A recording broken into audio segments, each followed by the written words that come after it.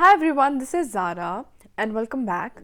So in today's video, we're going to be focusing more on the unrealistic expectations set for romance in movies. But we're going to start by talking about this one very important topic, and it's mostly present everywhere. It's not just about movies or it's not just about the media, but it's mostly influenced by the media. We're going to be talking about self-stigma. So let's start by talking about what it is on a more general basis and in broader terms. Self-stigma is the perception held by the individual that he or she is socially unacceptable. Basically, it has been conceptualized as developing through the internalization of the way in which a stigmatized group is portrayed in movies and the media, not just movies, in it books, magazines and everything. Self-stigma usually occurs when people internalize public attitudes and then they suffer extremely negative consequences. And in one of my videos, I talked about the makeover culture. So you can take that as an example. For example, we saw the makeover scene in The Princess Diaries, and there was one stigma that, in the before picture, the girl had curly hair, and the after one, she had straight hair. And this is something that, this is a stigma, right? And now I am getting influenced by this, and the consequences of following and believing that trend or culture was that extremely low self-esteem. So it did negatively affect me, and the consequences were not extremely nice. Moving on to the main topic of this video, unrealistic expectations. Well, expectations are something we all have. Expectations are something everyone kind of bases their futures on. They can be good or they can be bad. For example, I can say that I expect myself to get so and so grades in this grade, and I expect myself to back that job this year. Bad expectations, well, people should not set them, people should not hope for, but unfortunately it's something that most of the people do, and all of us intentionally or unintentionally end up doing. Unrealistic expectations, for that matter. Well, unrealistic expectations, as the name obviously suggests, and I think all of you know, that they're expectations that are not very much, curated by the reality. And then, when you tell them to people, they're like, oh, well, that's not realistic. So unrealistic expectations can be set for many things. They can be set for their grades, they can be set for their jobs, they can be set for many things, and romance is one giant part. Well, romance is a feeling that usually deals with love and idealizes it, and especially romance in films is always dealing with love in a very sentimental or idealized way. Film. Well, it has the power to shape the perception of moviegoers in a range of subjects, from love to marriage to the way the government works. And movies don't just set unrealistic expectations for us in the area of romance. It can be for anything. It can be for a certain job, for a certain career. While most adults are unaffected by the notion of becoming a spy or saving the world, children, young adults, people who are aged from 13 to 16 to even sometimes 20 to the early 20s, we view these movies and we are easily influenced by the underlying themes.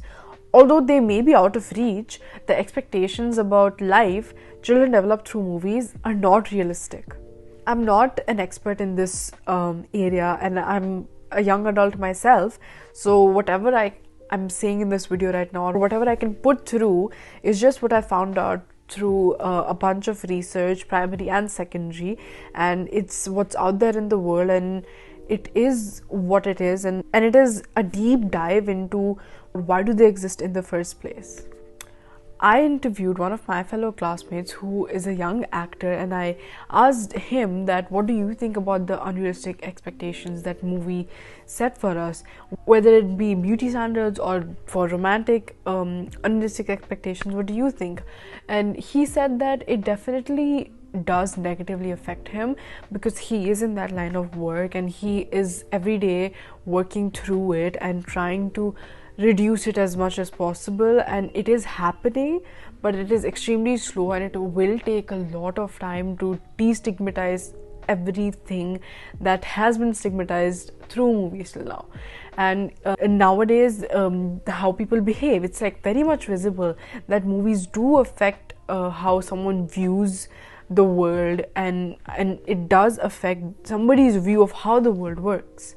Romantic movies glorify the idea of love, which usually leads to heartbreak and extremely negative consequences for everyone. Movies don't just set unrealistic expectations for us in the area of romance.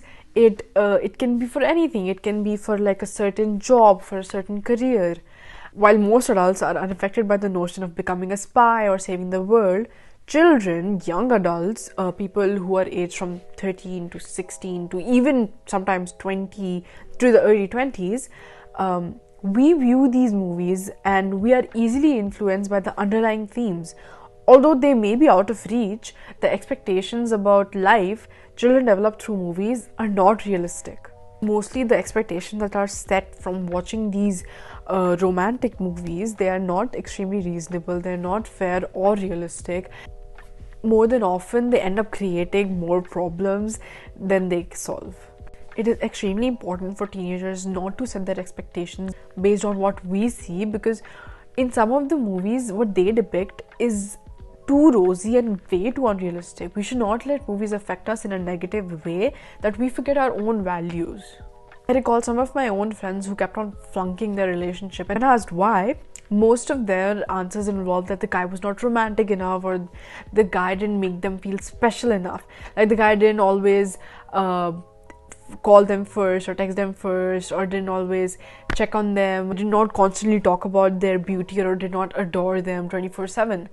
I mean, it's fine if you want a romantic guy or a guy that makes you feel special. In fact, you must find somebody who constantly makes you feel special and makes you feel loved. That doesn't mean that the romantic side only falls for the guy. The girl also has to make an effort to make the guy feel special and loved. Because personally, I think movies very much influence how we view romance and how we expect that thing to be for us. Because growing up, I saw these extremely extravagant Bollywood movies, because that's where I come from, and the romantic gestures made in those movies were so grand, and I was like, oh my god, this is how things are supposed to be, that this guy is standing with his arms open, and it is so romantic, and oh my god, this person is flying all the way across 7 oceans to meet the love of his or her life. And I was like, yes, growing up, this is how I want everything to be, and I really hope this happens and that happens. But the more and more I grew up and the more mature I became, I realized that it's kind of toxic, because firstly, not everybody is the same. Nobody can exactly execute whatever thing that you want from what you watched or read. Nobody can execute that exactly, and if they do, that's quite nice. I'm not saying that people who do end up doing things like grand romantic gestures are bad or they're not real. Of course they are, but it should not be a hard set rule for everybody, and it should not be a preset notion or expectation that, oh, if that person did this for their significant others, I should get the same thing. No, people are different. The world works in different ways for different people, and people work differently in general too. So someone might not be that outgoing or that much of an extrovert to do something like that, to plan a giant thing in front of 1 million people and do it to you, maybe publicly. They might not be able to do that because they're not that much of an extrovert, they're not outgoing. That's completely fine. They will have, I'm sure, some other way of showing it. It may not be as grand as you want it to be. It might be very small and intimate, but that's how it works. Taking an example of one of my personal favorite comfort movies, 10 Things I Hate About You. It is a modern retelling of Shakespeare's The Taming of the Shrew, and it stars Heath Ledger and Julia Stiles as their main actors. So after Kat agrees to go to a party with Patrick, she drinks too much and ends up being extremely angry and embarrassed. As a grand apology, Patrick pays the school band to back him up as he serenades Kat with Can't Take My Eyes Off of You in front of the entire girls' soccer team, which does manage to win her back, at least until Kat learns the truth, at which point another grand romantic gesture is in order. Well, when I first saw this, I was so blown away that, oh my god, he decided to sing a song in front of the entire girls' soccer team for her, and this is so romantic, this is so grand. I always thought that, oh, if anybody ever wants to apologize to me, I want it to be this way because this is so romantic, this is so nice and extravagant. But now I realize that it's kind of wrong because someone might have another way of apologizing, and if they're not performing for you in front of the entire school, I would not consider that apology sincere or what.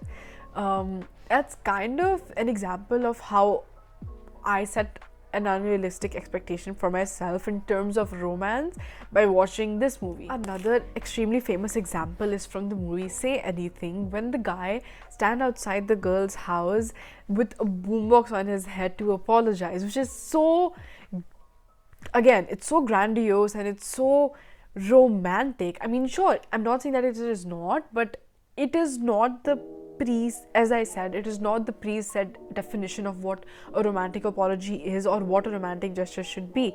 And many young people, many people who are just growing up, upping age, and who are just taking in everything and absorbing everything that's coming their way, they see these kind of scenes and then they set expectations for themselves. Even if they're not expectations, they set notions that, oh my god, this is how a guy or a girl should apologize.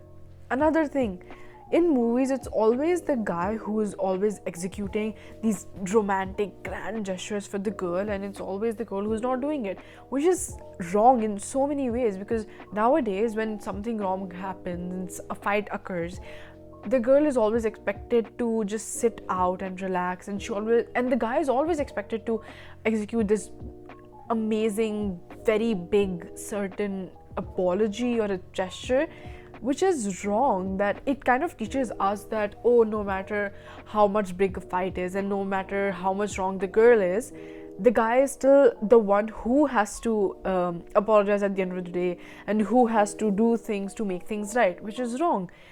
If there's a fight between two people, whomsoever is wrong should do it, and if not, both of us should apologize and make things right, like two mature people. This is another reason why this is extremely toxic. What we see in movies, it is toxic at the end of the day, no matter how much it comforts you, no matter how much you love watching it. Because I personally grew up loving movies, grew up watching them all the time, and I myself have so many unrealistic expectations. I grew up watching movies like I Hate About You is one of my personal favorites, and although I love to watch that movie over and over again, and I'm just so moved by everything in that movie because it's so perfect and rosy and this perfect world, I have to still reflect and look at the movie with a new perception that most of what we see in that movie is extremely toxic. In conclusion, romantic movies and books can have good and bad effects on the minds of children and young adults. Often, children get an idea of perfect love, which is generally unreal, and start expecting it in their lives. They follow the things shown in books, but little do they know that movies and books are not always based on reality. And it is extremely imperative that people let go of the idea of this picture perfect love, and not only to create healthier relationships with others, but also to spare themselves from a world of hurt. That brings us to the end of this video, and I hope you guys enjoyed this as much as I did. Bye!